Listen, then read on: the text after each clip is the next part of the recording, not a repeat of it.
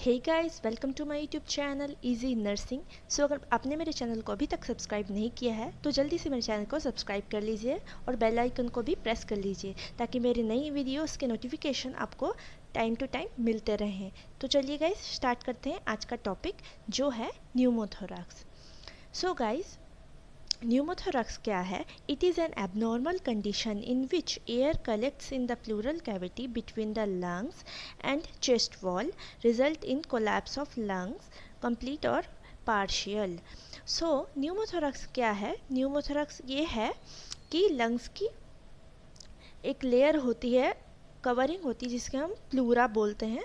तो उस प्लूरा का अंदर क्या होता है? प्लूरा के अंदर एयर का कलेक्शन होने लगता है जो लंग्स को डैमेज करता है। इस कंडीशन को ही हम न्यूमोथोरैक्स बोलते हैं। तो चलिए इस चीज़ को और भी ज़्यादा डिटेल्स में देख लेते हैं इस पिक्चर के थ्रू। तो गाइज ये हमारे लंग्स हैं। तो हमारी जो लेयर है ये प्लूरा, जैसे मैंने यहाँ पे लिखा है ये है प्लूरा। तो प्लूरा के गाइस क्या होता है? दो लेयर्स होते हैं, ये डाई लेयर्ड होती है। तो ये इसका जो अंदर का लेयर होता है वो है विज़रल लेयर और बाहर का लेयर होता है पैराइटल लेयर। तो ये विज़रल लेयर क्या होता है? लंग्स के साथ अटैच रहती है और ये पैराइटल लेयर क्या होता है? ये चेस्ट वॉल के साथ अटैच रहती है। तो नॉर्मली इस प्लूरल स्पेस में ये जो प्लूरा के दो जो लेयर होते हैं उस दोनों लेयर के बीच का जो स्पेस होता है उसको हम बोलते हैं प्लूरल स्पेस। तो नॉर्मली ये प्लूरल स्पेस में एक फ्लूइड प्रेजेंट होता है जिसके हम बोलते हैं प्लूरल फ्लूइड। तो ये थी नॉर्मल कंडीशन। बट इस न्यूमोथोरैक्स की कंडीशन में क्या होता है? इस प्लूरल कैविटी में एयर का कलेक्शन शुरू हो जाता है, क्योंकि कई बार क्या होता है किसी भी इंजरी के थ्रू या लंग्स के डैमेज होने के वजह से क्या होता है इस प्लूरल जो लेयर है, इसकी विज़रल लेयर या पैराइटल लेयर, कोई भी एक लेयर के अंदर क्या होता है डैमेज आ जाता है। तो क्या होता है लंग्स के अंदर से एयर का लीकेज होना स्टार्ट होता है इस प्लूरल कैविटी के अंदर। तो इस कंडीशन को हम बोलते हैं न्यूमोथोरैक्स। तो चलिए देख लेते हैं इसके कॉजेज़ और कुछ रिस्क फैक्टर्स। तो न्यूमोथोरैक्स के क्या क्या कॉजेज़ हो सकते हैं गाइस? चेस्ट इंजरी, जैसे मैंने बताया कि चेस्ट में कोई भी इंजरी अगर होती है तब क्या होता है ये जो प्लूरल जो लेयर है इसमें किसी भी तरह से रप्चर, अगर बाहर से इंजरी आती है आपकी चेस्ट वॉल में, तो क्या होता है पैराइटल लेयर में हो सकता है कि आपका रप्चर हो जाए। कई बार क्या होता है और भी कई कंडीशन होती है जिसमें लंग के अंदर की तरफ की जो लेयर है विज़रल लेयर है उसमें भी कई बार डैमेज होता है तो वो रप्चर हो जाती है। तो बाहर से हो या अंदर से हो किसी भी तरह से वो रप्चर हो सकती है इंजरी के थ्रू, और क्या होता है उसमें एयर का लीकेज होना स्टार्ट हो जाता है। देन सेकेंड है lungs disease like COPD and pneumonia. तो जैसे मैंने बताया कि लंग्स का अंदर की जो वॉल है विज़रल वॉल, तो उसमें भी रप्चर हो सकता है, मतलब डैमेज हो सकता है। तो ये COPD न्यूमोनिया ये जो कंडीशंस हैं इनकी वजह से भी क्या होता है विज़रल लेयर में डैमेज होना शुरू होता है, एयर की लीकेज भी हो जाती है। तो सम रिस्क फैक्टर क्या है? स्मोकिंग, टोबैको यूज़ से भी हमारे न्यूमोथोरैक्स की कंडीशन क्रिएट हो सकती है। जेनेटिक फैक्टर, अगर किसी पर्सन की फैमिली में अगर न्यूमोथोरैक्स की कंडीशन किसी को हुई थी तो उसके जीन्स के थ्रू भी एक पर्सन को आ सकती है न्यूमोथोरैक्स की problem. Previous history of pneumothorax, अगर पेशेंट को पहले भी कभी न्यूमोथोरैक्स हुआ था तो उसको भी न्यूमोथोरैक्स हो सकता है। लंग कैंसर, पेशेंट को अगर लंग कैंसर है उसकी वजह से भी न्यूमोथोरैक्स की कंडीशन ऑकर हो सकती है। देन इसकी पैथोफिजियोलॉजी देख लेते हैं। तो इसकी पैथोफिजियोलॉजी क्या है? ड्यू टू इटियोलॉजिकल फैक्टर्स, मतलब ये जो पॉजिटिव फैक्टर्स हमने देखे हैं इस थोड़ी देर पहले, तो उनकी वजह से क्या होता है रप्चर इन चेस्ट वॉल और इन लंग्स। तो मैंने जैसे बताया कि किसी भी इंजरी के थ्रू या लंग्स डैमेज के थ्रू क्या होता है हमारी जो चेस्ट वॉल मतलब जो प्लूरा है उसमें रप्चर होता है। देन क्या होता है air leak and absorbed in the plural space. तो एयर क्या होती है लीक हो जाती है एंड प्लूरल स्पेस में अंदर चली जाती है, एब्जॉर्ब हो जाती है। इस कंडीशन को हम बोलेंगे न्यूमोथोरैक्स। देन इसकी कुछ क्लिनिकल मैनिफेस्टेशन और साइंस एंड सिम्टम भी हम लोग देख लेते हैं। तो गाइस इसके क्लिनिकल मैनिफेस्टेशंस क्या हैं?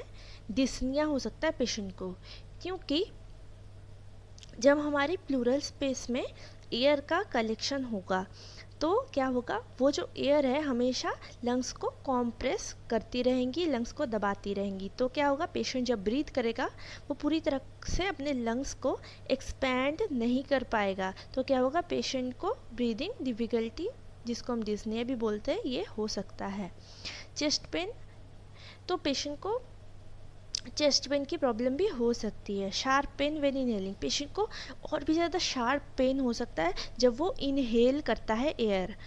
प्रेशर इन द चेस्ट, तो पेशेंट को, मैंने जैसे बताया प्लूरल स्पेस में एयर का कलेक्शन होता है, तो क्या होता है, लंग्स में क्या होता है, प्रेशर बहुत ज़्यादा पड़ता है उस एयर की वजह से। प्लूरल जो कैविटी है वो बहुत ज़्यादा लंग को प्रेशराइज करके रखती है। तो क्या होता है, पेशेंट के चेस्ट में प्रेशर फील होता है।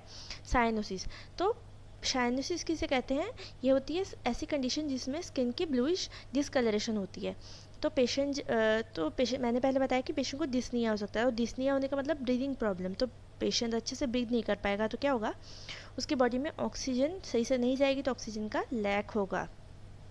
तो उसमें साइनसिस की कंडीशन भी हो सकती है ऑक्सीजन के लैक की वजह से। इंक्रीज हार्ट रेट, तो पेशेंट जब अच्छे से ब्रीथ नहीं कर पाएगा तो क्या होगा, उसका हार्ट रेट भी इंक्रीज होगा। रैपिड ब्रीदिंग, पेशेंट को जब ब्रीदिंग प्रॉब्लम होगी तो वो बहुत ज़्यादा रैपिडली ब्रीथ करेगा, उसका रेस्पिरेटरी रेट जो है वो बढ़ जाएगा, क्योंकि वो अच्छे से ब्रीथ नहीं कर पा रहा है। कन्फ्यूजन डिजीनेस, तो पेशेंट को जब बॉडी में ऑक्सीजन की कमी होती है डिस्निया की वजह से, तो क्या होता है, पेशेंट के ब्रेन में भी अच्छे से ऑक्सीजन नहीं पहुंच पाती है, तो उसको कन्फ्यूजन होता है। और उसकी टिश्यूज़ में भी क्या होता है, फेटिक देखने को मिलता है, क्योंकि टिश्यूज़ में भी ऑक्सीजन नहीं जा पाती है बॉडी के मसल्स में और टिश्यू में, तो उसके लिए उसको वीकनेस भी रहती है और उसको डिजीनेस के सिम्टम्स भी हो सकते हैं। Loss of consciousness and coma, तो मैंने जैसे बताया पेशेंट को कन्फ्यूजन होगी क्योंकि उसके ब्रेन में ऑक्सीजन नहीं पहुंच रही है। तो एज सिमिलरली पेशेंट के ब्रेन में अगर बहुत ज़्यादा देर तक ऑक्सीजन ना पहुँचे, बहुत लॉन्ग टाइम तक ऐसी कंडीशन चलती रहे, तो पेशेंट के क्या होता है, लॉस ऑफ कॉन्शियसनेस हो सकती है, और भी ज़्यादा सीवियर कंडीशन में ये पेशेंट कोमा में भी जा सकता है। देन स्टूडेंट्स देख लेते हैं इसके डायग्नोसिस को। तो डायग्नोसिस क्या क्या कर सकते हैं, हिस्ट्री कलेक्शन करेंगे पेशेंट की हिस्ट्री कलेक्शन करेंगे कि उसके पास्ट में उसको न्यूमोथोरैक्स की कंडीशन थी कि नहीं, उसकी प्रेजेंट मेडिकल हिस्ट्री, उसकी फैमिली के प्रेजेंट पास्ट हिस्ट्री सब हम लोग को कलेक्ट करनी है। फिजिकल एग्जामिनेशन करना है पेशेंट का, देन चेस्ट एक्सरे करना है क्योंकि लंग्स की कंडीशन हमको देखनी है, प्लूरा की कंडीशन भी देखनी है, सीटी स्कैन करना है, अल्ट्रासोनोग्राफी भी हम लोग कर सकते हैं। दिन गाइस चलिए देख लेते हैं न्यूमोथोरैक्स की क्या क्या ट्रीटमेंट हम कर सकते हैं। तो पहले मेडिकल ट्रीटमेंट में हम देखेंगे, the goal of the treatment is to relieve the pressure in the lungs.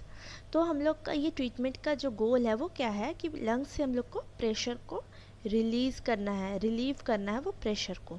तो ये हम लोग कैसे कर सकते हैं, फर्स्ट हम लोग कर सकते हैं नीडल एस्पिरेशन के थ्रू, चेस्ट ट्यूब के थ्रू, प्लूरोडेसिस के थ्रू, और सर्जरी के थ्रू भी हम कर सकते हैं। तो पहले देख लेते हैं गाइस, नीडल एस्पिरेशन क्या है। नीडल एस्पिरेशन है, a hollow needle with a small tube is inserted between the ribs into the pleural space and air should be aspirated with the help of needle। तो क्या है, एक जो बहुत मोटी सी एक नीडल होती है जो क्या करते हैं हम लोग चेस्ट वॉल के अंदर रिब्स को पार करके चेस्ट वॉल में हम लोग वो नीडल को इंजेक्ट करते हैं, इंसर्ट करते हैं हमारे प्लूरा के अंदर, प्लूरल स्पेस में। तो क्या होता है, जब प्लूरल स्पेस में वो नीडल चली जाती है तो वो नीडल से क्या होता है, एयर को बाहर हम लोग निकाल देते हैं, इसको हम लोग नीडल एस्पिरेशन बोलते हैं। तो चेस्ट ट्यूब के थ्रू भी हम लोग क्या कर सकते हैं, एयर को प्लूरल कैविटी से निकाल सकते हैं। उसके बाद हम लोग प्लूरोडेसिस भी कर सकते हैं। प्लूरोडेसिस क्या है गाइस, ये क्या होता है, इसमें डॉक्टर क्या करते हैं, प्लूरल मेम्ब्रेन को पेशेंट की इरिटेट कर देते हैं। तो क्या होता है, प्लूरल मेम्ब्रेन में इन्फ्लेमेशन हो जाता है। इन्फ्लेमेशन होने से क्या होता है, तो वहाँ पे प्लूरल मेम्ब्रेन में क्या होता है, प्लूरा में स्वेलिंग आएगी। तो स्वेलिंग आने से क्या होता है, वो प्लूरा बहुत ज़्यादा थिक हो जाएगी, तो उसके बीच की जो एयर की जो स्पेस होगी, अंदर की जो स्पेस होगी प्लूरा में, वो बहुत ज़्यादा कम हो जाएगी। तो एयर के ऊपर स्वेलिंग की वजह से एक प्रेशर क्रिएट होगा। तो क्या होगा, एयर वो स्वेलिंग की वजह से लंग्स प्लूरल स्पेस से बाहर प्रेशर की वजह से निकल जाएगी। ये हम लोग कर सकते हैं प्लूरोडेसिस, इस प्रोसेस से भी हम लोग एयर को बाहर निकाल सकते हैं। देन हम लोग सर्जरी भी कर सकते हैं पेशेंट की। सर्जरी में क्या आता है पेशेंट स्टूडेंट्स, थोराकोटोमी आता है। थोराकोटोमी क्या है guys, surgical opening is made into the chest cavity to remove the air. तो हम लोग यही करते हैं कि चेस्ट कैविटी में ओपनिंग करते हैं और प्लूरल स्पेस से जो है एयर को बाहर निकालते हैं। तो थोराकोस्कोपी भी हम लोग कर सकते हैं। थोराकोस्कोपी क्या होता है, ये एक एंडोस्कोपी की एक प्रोसेस है जिसमें क्या करते हैं, कैमरा जो होता है पेशेंट की चेस्ट वॉल में इंसर्ट किया जाता है प्लूरल कैविटी को देखने के लिए।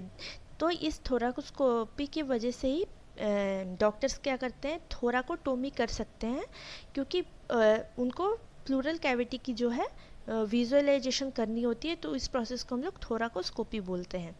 तो देन पेशेंट की हम लोग को नर्सिंग मैनेजमेंट करनी होती है। नर्सिंग मैनेजमेंट हम लोग क्या करेंगे, चलिए देख लेते हैं। नर्सिंग मैनेजमेंट पे हम लोग वाइटल साइंस एसेस करेंगे प्रॉपरली, जैसे हो गया respiration, temperature, blood pressure, pulse, ये सब हम लोग को एसेस करनी है। Encourage patient to deep breathing, patient को बोलना है कि डीप ब्रीदिंग करने के लिए। Assess oxygen saturation of the patient, तो पेशेंट की ऑक्सीजन सैचुरेशन देखनी है। पल्स ऑक्सीमेट्री के थ्रू हम लोग को ऑक्सीजन कितना है उसके ब्लड में वो देखना है। Administer analgesics to relieve pain, तो पेन रिलीव करने के लिए चेस्ट में हम जो पेशेंट का पेन हो रहा है उसको रिलीव करने के लिए हम लोग को एनाल्जेसिक्स का एडमिनिस्ट्रेशन करना है। प्रोमोट बेड रेस्ट एंड काम एनवायरनमेंट, तो पेशेंट को पहले ही ब्रीदिंग डिफिकल्टी है, इसके वजह से उसको कोई भी फिजिकल एक्टिविटी नहीं करने देनी, उसको रेस्ट करना है, काम एनवायरनमेंट देना है जिससे वो रेस्ट कर सके। Assess incision site for signs of infection, तो इंसिशन साइट अगर पेशेंट की सर्जरी हुई है तो उसका इंसिशन हुआ है उसकी वजह से, तो वहाँ पे हम लोग को हमेशा चेक करते रहना कि कोई इन्फेक्शन के साइंस, कोई रेडनेस, कोई स्वेलिंग वहाँ पे है कि नहीं। Assess level of anxiety of the patient, patient की जो डिजीज़ कंडीशन को लेके एंग्जाइटी, फियर होगा उसको हम लोग को असेस करना है और पेशेंट को अश्योर करना है कि वो जल्दी से जल्दी ठीक हो जाएगा। उसकी एंग्जाइटी को भी हम लोग को रिड्यूस करना है। Teach patient and family members about the procedures, तो पेशेंट और उसकी फैमिली को हो सकता है पता ना हो इसके प्रोसीजर के बारे में, ये ऑब्वियस है उनको पता नहीं होगा।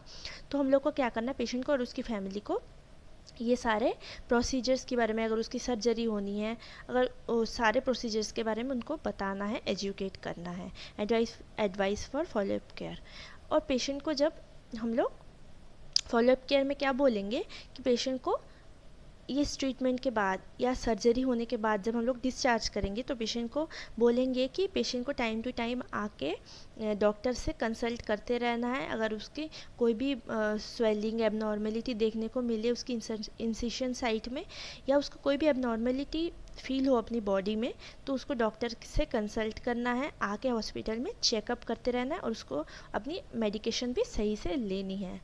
तो गाइस ये था वीडियो का एंड, इसके साथ साथ न्यूमोथोरैक्स का जो है पूरी इन्फॉर्मेशन नर्सिंग मैनेजमेंट हमारी ख़त्म हो चुकी है। तो गाइस आपको अगर वीडियो अच्छी लगी हो तो इसको लाइक करना, शेयर करना, कमेंट करना, डाउट हो तो कमेंट बॉक्स में पूछना। Okay friends, thank you.